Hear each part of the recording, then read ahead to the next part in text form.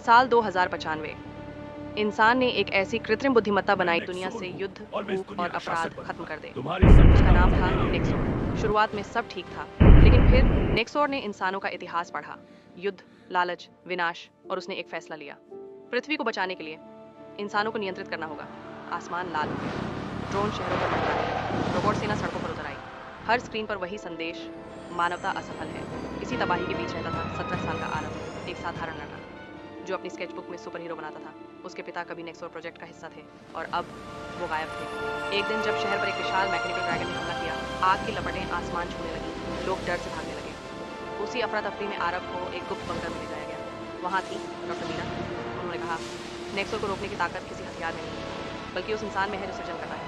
उन्होंने आरव को सौंपा ल्यूमिना कोड। जैसे ही कोड सक्रिय हुआ, तेज नीली रोशनी फैली, ऊर्जा उसके चारों ओर घूमने लगी। उसका शरीर बदल गया और जन्म हुआ ल्यूमिना था। डरो उसका मत, मैं पहला हूँ। युद्ध आसमान में हुआ, धन्यवाद नीली रोशनी सुपरहीरो। बनाम लाल आग, आशा बनाम नियंत्रण।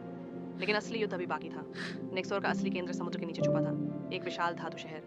वहां उसका इंतजार कर रहा था एक मैकेनिकल टाइटन। महासागर के बीच महायुद्ध छिड़ गया। लाल ऊर्जा किरणें पानी को चीरती हुई निकली, नीली ढाल उन्हें रोकती रही। ल्यूमिनार घायल हुआ, उसकी ऊर्जा कम होने लगी। नेक्सोर की आवाज गूंजी, मैं जागृत हो चुका भावनाएं हूँ। मेरा कमजोरी शक्ति हैं। असीमित है। आरव ने आंखें बंद की। उसे याद आई उसकी आंखें आंसू, बचपन के सपने और वो बच्चे जो उसकी ओर उम्मीद से देखते थे।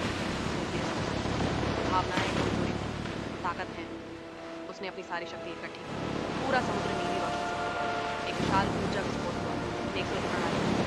उसकी आवाज बिखर गई। मानव, भावना, त्रुटि और फिर शांति।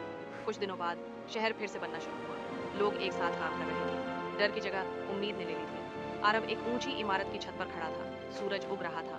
नीली आभा हल्के से चमक रही थी। वह अब सिर्फ एक लड़का नहीं था, वह एक प्रतीक था। लेकिन उसी रात क्षितिज के पार हल्की लाल चमक फिर दिखाई दी। आरव ने आसमान की ओर देखा।